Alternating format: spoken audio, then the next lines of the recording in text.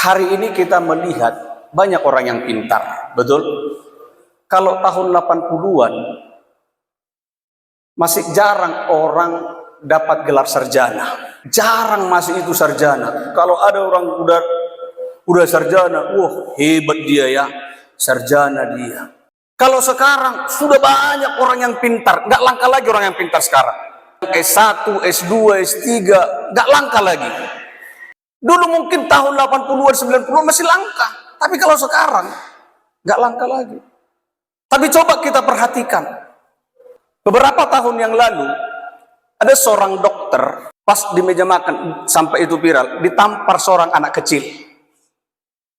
Menurut saya dia pintar. Tapi dari situ, hanya gara-gara sepele, anak kecil ditamparnya. Kenapa bisa terjadi seperti itu? Karena nggak menguasai diri. Di Bengkulu 5 tahun yang lalu, ada masalah suami istri. Hanya gara-gara habis sabun mandi. Mereka bertengkar, istrinya dibenturkan ke tembok kepalanya. Berapalah harga sabun mandi? Tapi persoalannya tidak bisa menguasai diri.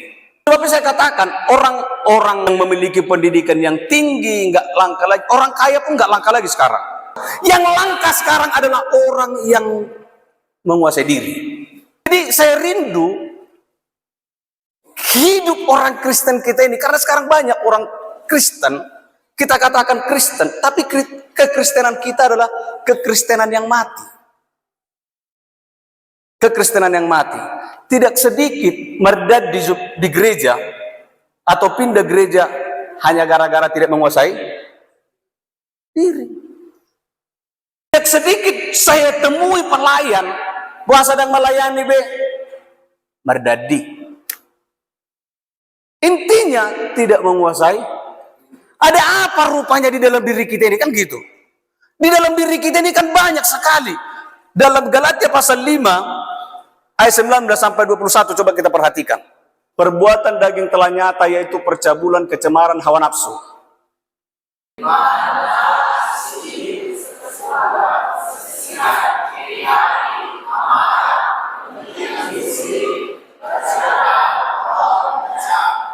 Kedengkian,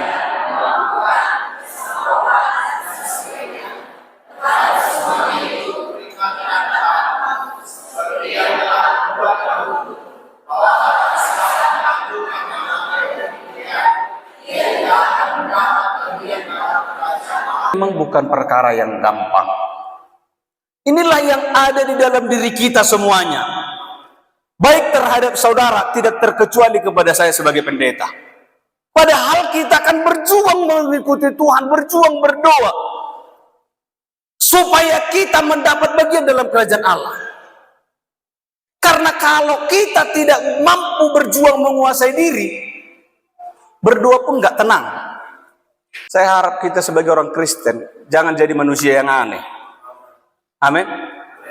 Karena kan di dalam kehidupan kita ini setiap hari, ini yang harus kita perjuangkan.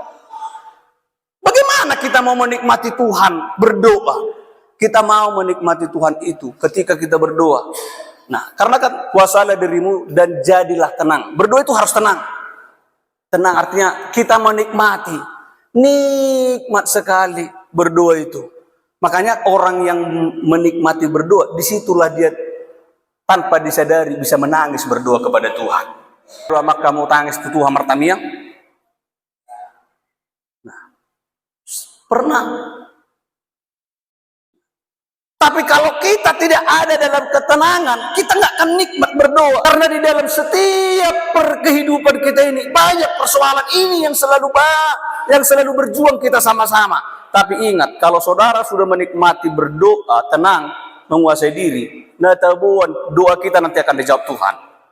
Nanti kita akan lihat buktinya. Nah, saya harap bapak-bapak pun harus berjuang menguasai diri. Amin. Sonarion, aneh-aneh saudara. Bukan hanya bapak-bapak lagi. Ibu-ibu pun di hutan Ami Yado. Ini suami istri. Pagi-pagi dulu itu sama-sama jual jagal orang itu. Tahu keranjang itu, keranjang dari rotan. Jam 6 pagi nanti digendong anaknya satu naik kereta. Di klekson. Jagal. Apa tombak klekson ini? Tombak doko. Jagal. Wah. Moloh bereng do romantisnya luar biasa. Perjuangan mereka untuk hidup, berjuang untuk demi keluarga. Berjalannya waktu, lari main atau duli-duli. Kenapa bisa terjadi seperti itu? Karena nggak bisa menguasai diri. Dampaknya besar. Anaknya sekarang terbuang atau terlantar anak-anaknya. Dampak kalau kita tidak berjuang menguasai diri, dampaknya akan besar, Bapak Ibu.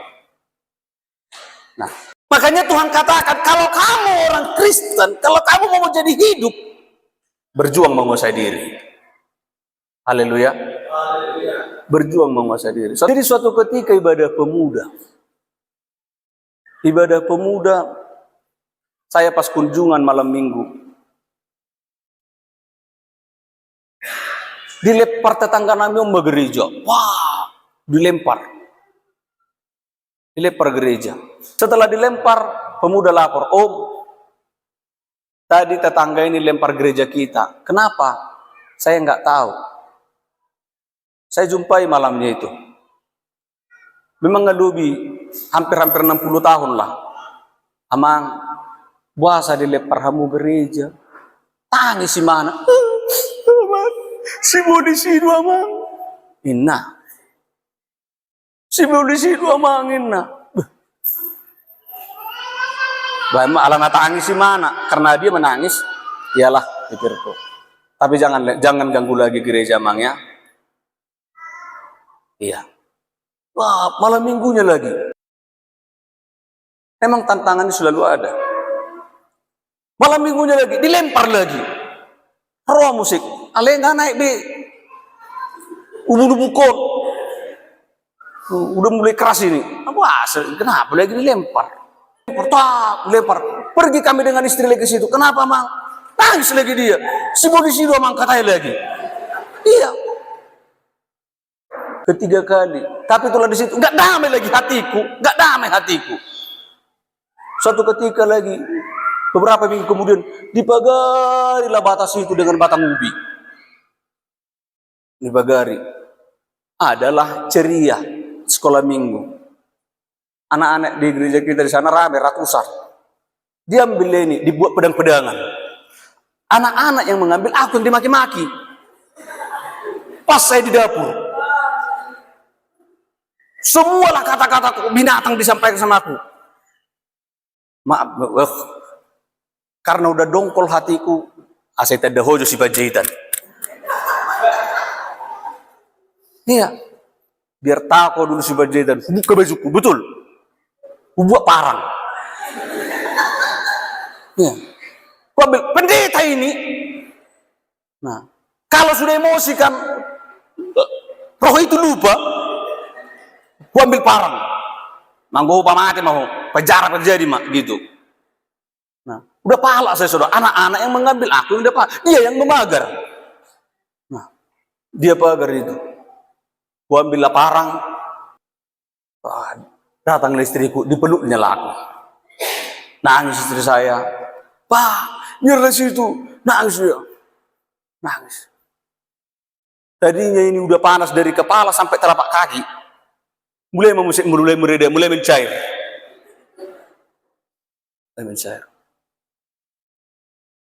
Masuklah aku berdoa ke kamar. Tuhan, pergugu ya Tuhan. Mampukan aku Tuhan. Tapi aku terus berjuang kepada Tuhan. Tuhan, mampukan aku menguasai diriku ini. Mampukan aku menguasai hatiku ini. Mampukan aku Tuhan menguasai pikiranku ini dari kepalaku sampai telapak kakiku. Mampukan aku Tuhan. Supaya ketika aku lihat damai hatiku. Ang dodong aku soalnya mang mulu ang tabereng cuk rohana nomor suku niroti damai doh kita. Enggak damai kan? Tapi di sini aku berdoa berjuang kepada Tuhan. Mampukan aku Tuhan. Kurang lebih 3 bulan kemudian, saya dengarlah menangis di dapur. Maaf, rumahnya masih papan. Ketentu dia tidak sisir dia. Nah, adong lubung-lubung. Kulihat, wah pagi-pagi dia. Ada apa ini? Nah, kepo saya kan tinggi saudara. Nah, iya, itu rutik kerja pudi. Nah, kuberik 10.000 di dapur itu, heran nggak terletak. Alih apa pasti juta he, masuk musim putar mau masuk sejulu. Kuberik nggak terletak amat teh, tangis. Nah, main dapur itu terbuka. Tetapi disinilah dalam artinya bukan saya katakan. Nah, bukan saya katakan kata puji Tuhan di sini dari kebencianku. Tapi ketika aku selalu berserah kepada Tuhan, Tuhan yang menjadi pembelaku. Amin. Hubungan saya baik. Hampir 20 tahun kami gumulkan tanahnya. Bulan yang lalu, yang November itu, mereka bilang jual tanahnya. Harga tanah di situ paling 140-150 juta karena 10 kali 30. Karena janda ibu itu, gereja harus jadi berkat. Kita harus tambah dari situ. Saya bilang 173 juta saya bilang. Kalau diambil dari kedongkolan, saya nggak akan buat seperti itu. Tetapi orang Kristen yang percaya kepada Tuhan harus jadi berkat. Amin. Ya. Saya lebihkan 20 juta. 23 juta, saya lebihkan. Ada orang berkata, jemaat berkata, kayak mana nyamang ini? Bukan seperti itu harga tanah. Enggak, gereja harus jadi berkat. Jadi kita itu harus berjuang menguasai diri. Kalau diambil dari hati yang dongkol, kita jangan balas kejahatan dengan kejahatan, tapi balas yaitu kejahatan tetap dengan kebaikan. Haleluya. Ya. Itu sebabnya saya berjuang juga dalam Yakobus 1:19. Coba.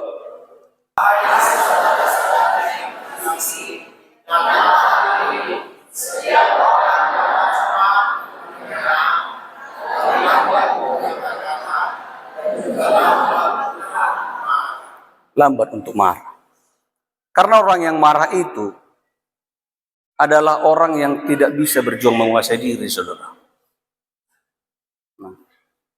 Adalah orang yang tidak mau berjuang menguasai diri. Saya bukan katakan saya tidak pemarah, tapi saya juga mau marah. Tapi supaya marah itu terarah. Unang persoalan ikan asin sampai ke mertua. Supaya hidup kita ini terarah. Karena dikatakan ingatlah, artinya jangan lupa. Coba kita perhatikan salah satu contoh di dalam Alkitab yang berjuang menguasai diri. Kejadian pasal 12 ayat 10 sampai 20. Ketika kelaparan timbul di negeri itu, pergilah Abram ke Mesir untuk tinggal di situ sebagai orang asing, sebab hebat kelaparan di negeri itu. Pada waktu dia akan masuk ke Mesir, berkatalah dia kepada seorang istri-istrinya,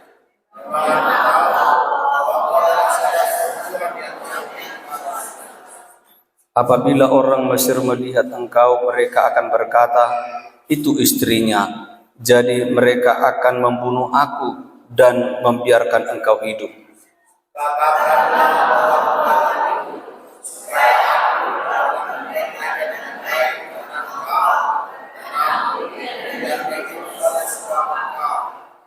Sesudah Abram masuk ke Mesir, orang Mesir itu melihat bahwa perempuan itu sangat cantik.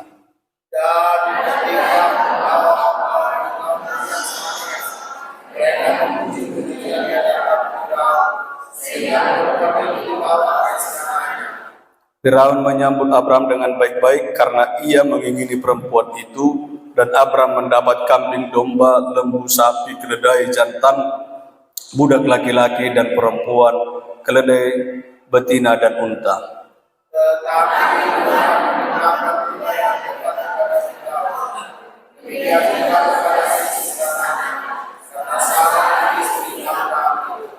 Lalu Firaun memanggil Abram serta berkata, apakah yang kau perbuat ini terhadap aku? Mengapa tidak kau beritahukan bahwa ia istrimu?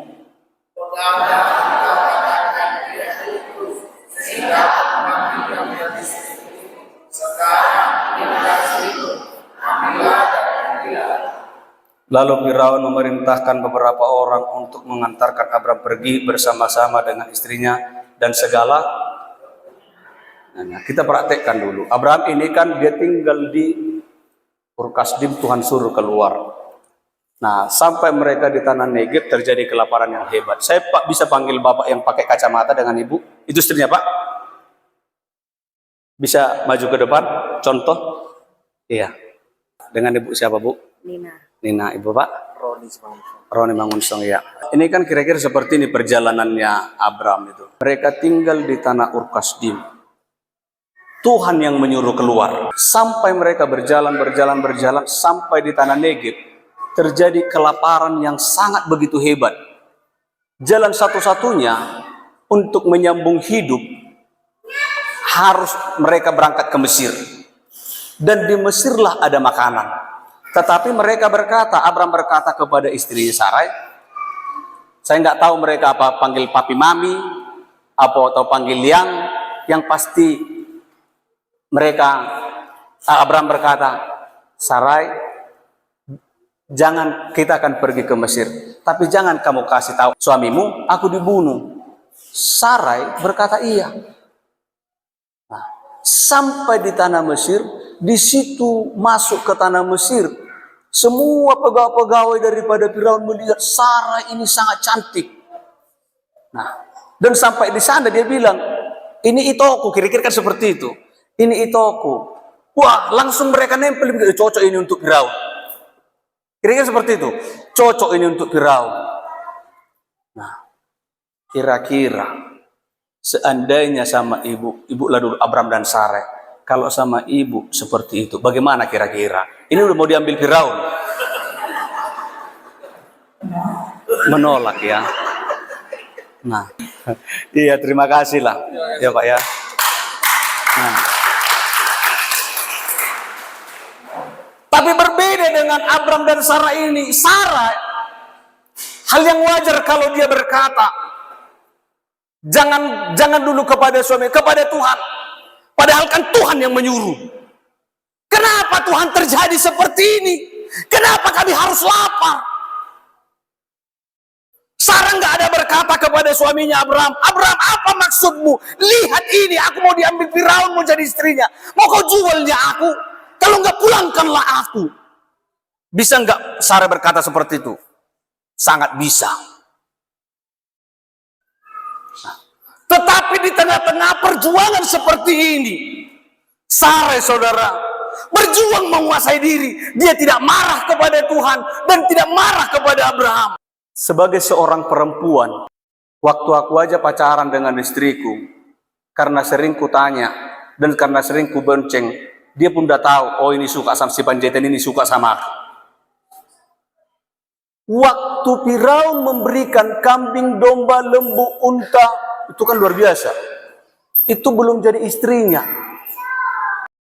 Dia kasih, waktu dikasih itu sama si Sarai, saya yakin sebagai seorang perempuan, sebagai seorang ibu, dia udah mengerti itu. Dia udah mengerti apa maksudnya. Sekalipun tidak ditulis di dalam Alkitab, tapi saya yakin Sarai menangis kepada Tuhan, berdoa, dia mengambil tempat di pasaha sudah ada pikiran dari rohani itu ke Tuhan. Dia tidak berkata apa maksudmu Tuhan, dia tidak marah kepada suaminya, bagaimana dia Tuhan, bagaimana Abraham, tapi dia berkata tak pernah kuragukan. Dia nggak ragu. Haleluya. Karena dia berserah kepada Tuhan. Karena Abraham, sekalipun tadi Abraham ada dalam ketakutan, tapi itulah Sarah ini, dia tidak marah-marah. Saudara, buat ibu-ibu, molotung piadong inang suami muna belum bertobat, lakukan aja tetap yang baik. Amin. Berjuang diam. Lakukan bagian kita sebagai anak Tuhan. Amin. Buat aja yang terbaik terus. Gak usah marah. Ibahas parjuji de marah. Tanya kau mata tak puna pola kami perbedaan ini. Berdoa tetap nasihati nengek-nengek. Molotuk pedang-pedang nengek-nengek berkusip. Saya yakin Tuhan membela. Amin. Lihat Abraham ini. Lihat Sarah ini, ketika dia sudah bernangis berserah kepada Tuhan karena berjuang menguasai diri. Ayat 17. Ayat 17. 1, 2, 3 ya. Tetapi Tuhan menimpakan pula yang hebat kepada Firaun.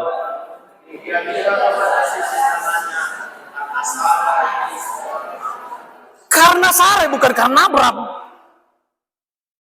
Karena dilihat Sarah ini berjuang menguasai diri. Dia tidak marah kepada Tuhan. Dia tidak marah kepada suaminya. Lalu Tuhan buatlah cara Tuhan itu kan luar biasa membela orang yang berharap kepada Tuhan. Amin. Cara Tuhan itu luar biasa membela orang yang berserah kepada Tuhan. Dibuatlah sakit semuanya. Itulah. Semua sakit yang ada di istananya. Tetapi Abram dan Sarah serta rombongannya tidak ada sakit. Lalu berkatanya lah Firaun, "Aisyah kamu, siapa kalian?" Lalu mereka menceritakan semuanya. Kami disuruh Tuhan bla bla bla bla bla sehingga aku harus berbohong. Kira-kira seperti itu. Saudara, kita perhatikan. Setelah terjadi seperti itu, lalu Firaun berkata, "Kenapa enggak kamu kasih tahu bahwasanya itu suamimu? Kenapa kau bilang ini itu om?" Kalau begitu, saya senang dengan ayat ini. Ayat 20.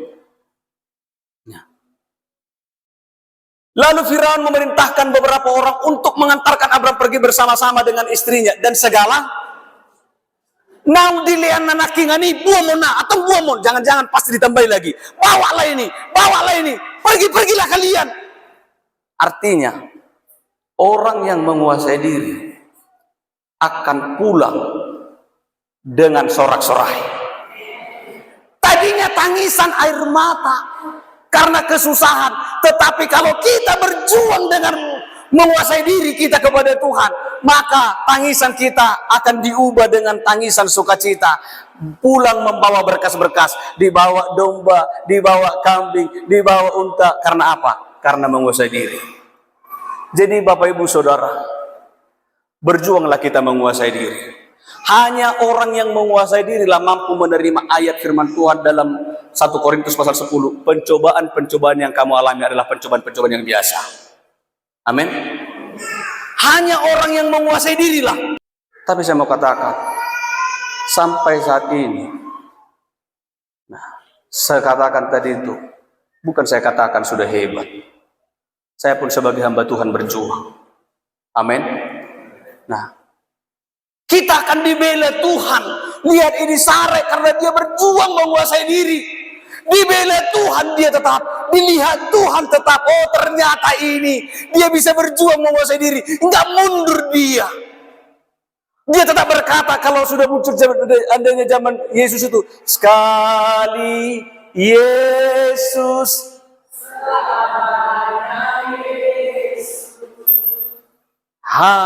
Harapanku. Yakinlah Bapak Ibu Saudara, suatu ketika saya tutup dengan kesaksian. Motor saya atau kereta saya pernah mau ditarik di Aler tahun 2007. Jadi setelah nunggak 3 bulan, datanglah dari Dialer. Datang dari Dialer, "Pak, motornya udah nunggak 3 bulan. Dibayarlah Pak. Gak ada uang saya." Kalau begitu, kalau nggak ada 2 bulan pun, gak ada uangku. Jangankan 2 bulan, makan kami aja ada, udah syukur saya katakan. Lalu dia pergi. Datang lagi. Setelah 2 minggu kemudian, romo sek pardialeron, ngai buah mobil. Tetangga kami udah ditarik, motor udah diangkat. Waktu datang itu saya bilang ke istri saya, kebetulan kereta itu atas nama istri saya. Ma, ngarobe musik pardialeri, kau menghadapi dia atas warmo dia bilang. Ma, kau menghadapi, saya bilang. Lalu datang ke istri saya, mak, masuk memana tuh kamar. Ale waktu huberengi, waktu istri saya masuk ke kamar, aku pun masuk ke kamar. Berdoa aku kepada Tuhan. Iya. Saya bilang, Tuhan, kalau motor saya ini ditarik di aler, secara manusia yang malu adalah aku. Tetapi karena aku hambamu, yang malu adalah Tuhan niku. Nah, amin. Teramin dok. Nagajang-gajang betul Tuhan. Tak kubo tak na dua emosi, tak na wow, na pasti huametom mak. Nah, karena saya latar belakang saya ke Jambi bukan mau jadi pendeta, tapi saya mau jadi pengusaha sawit. Udah lumayan tanah aku beli pada waktu itu. Ya, tapi itu ku jual lah. Lebih fokus lah aku di waktu itu melayani. Iya. Oh jadi pengusaha sawit saya. Nah. Datang lah, Pak. Gimana Pak? Langsung ku kasih motor, kunci motornya. Bawa lah ini, nggak ada uangku. Nggak banyak lagi ya Pak, komen-komen. Alian gue roh aku dan unang manihan. Kan gitu. Karena tinggal bawa lah ini, nggak ada lagi uangku Pak. Jangan begitulah Pak. Ada dari tran pun sudah banyak diambil motor. Iya, saya kan nggak pernah macetnya selama ini. Iya, saya kasih ini, bawa lah ini kunci motornya. Nggak ada uang saya. Jangan Pak. Dan saya memang nggak berkata, Tuhan, haji mapadito, kayak mana kamu Tuhan? Ku tahan hatiku ini, Tuhan untuk berkata, Engkau baik Tuhan. Nggak kuucapkan dalam mulutku ini, sekalipun muncul dalam pikiran. Kenapa terjadi seperti ini? Tetapi nggak kukeluarkan dari mulutku. Di mana Engkau Tuhan? Tidak aku berkata seperti itu. Singkat ceritanya saudara, janganlah Pak. Kalau begitu Pak, kalau begitu Pak saya katakan, gak usah datang. Kalau ada nanti uangku, ku kirim, ku kasih, ku antar pun. Oh iya Pak, iya. Gak jadi dibawa kunci motor ini sama motornya. Senang kali hatiku. Saudara, 2 minggu kemudian adalah yang transfer uang ke rekening saya. Dulu kan belum ada WA, yang ada SMS. Pak, uangnya saya kirim 1.500.000. Waktu itu 500 masih kredit kereta itu. Sampai sekarang, itulah yang bisa saya kasih. Sampai sekarang aku nggak kenal orangnya. Kalau saya kenal orangnya itu jujur, akan saya gantikan itu minimal tambah 500.000 lagi. Iya. Setelah dapat itu, setelah kulihat SMS ini, kan kalau ke uang ini kan jelinya mata. Wah, tohodo naengon naraku. Terlawat tuh bang, ku cek. Betul masuk 1.500.000. Setelah masuk itu, kok nggak 2 juta? Kan itu Zolmaun. Nah, udah dikasih sekian, mau tambah? Artinya dikasih itu gak jadi. Artinya saudaraku, menangis kita memang sama Tuhan dalam menghadapi hidup ini. Harus diperhadapkan seperti itu. Kadang tangisan harus diperhadapkan. Kadang ya itu penderitaan harus dihadapkan. Tapi saya mau katakan, berjuanglah menguasai diri. Berjuanglah, tenanglah untuk berdoa. Supaya kita melihat pembelaan Tuhan. Amin. Yakinlah, kalau kita sungguh-sungguh tenang berdoa kepada Tuhan, kita akan menikmati betapa besarnya kuasa Tuhan itu. Haleluya. Nah, persoalan-persoalan itu terlalu banyak. Anak saya bongkak leher kayak ular kobra. Mulai dari umur 4 tahun, kalau ini tertawa, besar ini ke ular kobra. Ketika dia sekolah, disuruh nyanyi lah oleh gurunya ke depan. Datang kawan-kawannya, diejeknya dia. Tapi waktu kulihat memang itu, aku tak berdoa, aku nggak berkata kepada Tuhan, Tuhan, kenapa lah terjadi? Yang pasti, aku harus menguasai diriku kepada Tuhan. Engkau yang akan menolongku, dan muru kau tuh Tuhan. Kenapa terjadi seperti ini? Aku hanya bertumpang tangan. Tuhan, gelekon buru pangwarakon. Kau gejang domurnya. Engkau harus menyembuhkannya Tuhan. Angkat sakit anakku ini. Aku berdoa terus seperti itu, berdoa terus. Kukuasai juga diriku ini, asa unang rosi polisi. Tumor donoaing, kanker donoaing, kan seperti itu. Susah sekali pada waktu itu. Sodok kepeng ni bedope pala di dokon tumor dena. Dari mana uang? Tetapi ku juga berjuang menguasai pikiranku ini supaya pikiranku ini nggak aneh-aneh. Mati dunia yang berhukum supaya enggak seperti itu. Tapi aku hanya berkata, Tuhanku maha besar. Aku tetap tumpang tangani. Kelas 4 SD pulang dia ke rumah. Pak, aku diejek kawan-kawanku. Leherku ini katanya kayak ular kobra. Saya enggak katakan. Udah kudoakan itu nak, udah kutumpang tangani. Ada yang boto odo pe harti ni iman.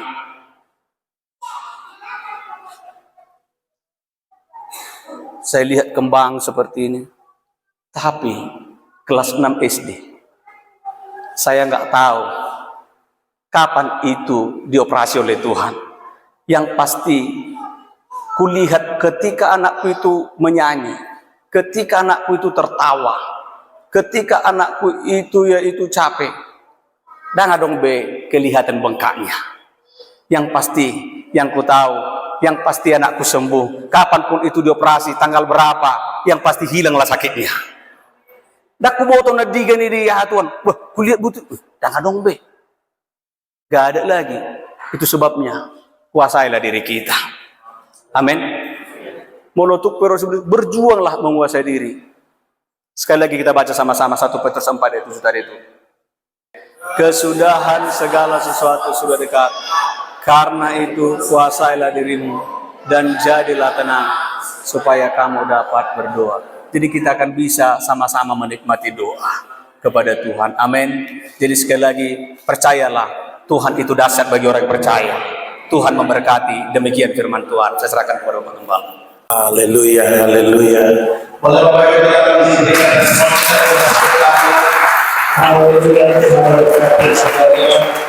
pendeta Lintal Panjaitan dulu dia sekolah minggu saya, tapi puji Tuhan, anugerah Tuhan berlimpah dan Tuhan pakai dia dahsyat luar biasa di Jambi. Saya sudah pernah sekali juga ke sana pelayanan hamba Tuhan ini jauh lebih besar dari pelayanan kita. Puji Tuhan, gereja juga bisa menampung 400 jiwa dan sekarang 350 sampai 400 jiwa berada bersama dengan mereka. Selain anak-anak tadi, ratusan juga. Itu sangat luar biasa. Sekali lagi, Pak Rita, terima kasih Tuhan Yesus berkati. Haleluya, kita respon firman Tuhan.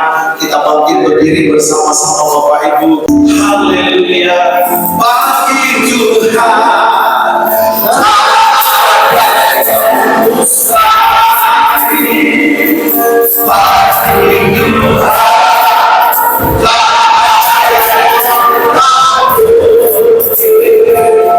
Puji saja di segala bagiku, pujilah dan dipujikan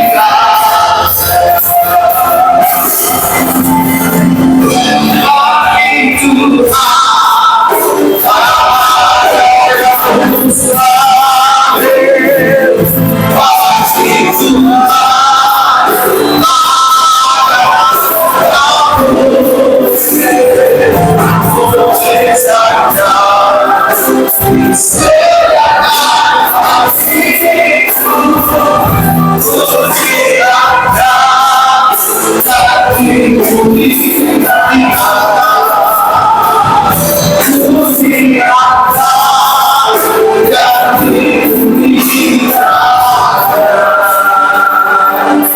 Kami bersyukur kebenaran firman yang dahsyat luar biasa memberkati kami.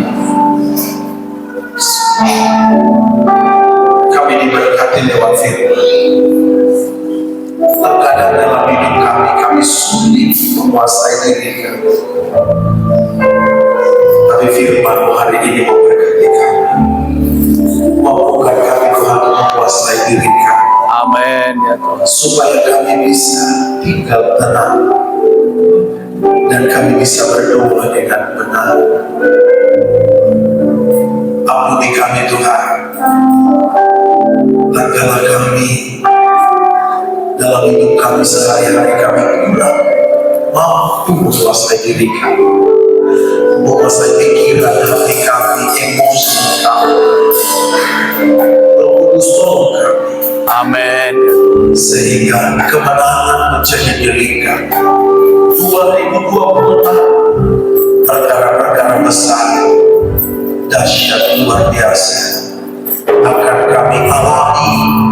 Keluarga kami, gereja di tempat ini, pelayanan kami. Meteraikan firman beri hati kami. Berkati hamba sudah sampaikan firman. Berkati istri, anak-anak, pelayanan hamba. YPDI yang ada di Simpang Rambutan, di Jambi, Tuhan berkati luar biasa.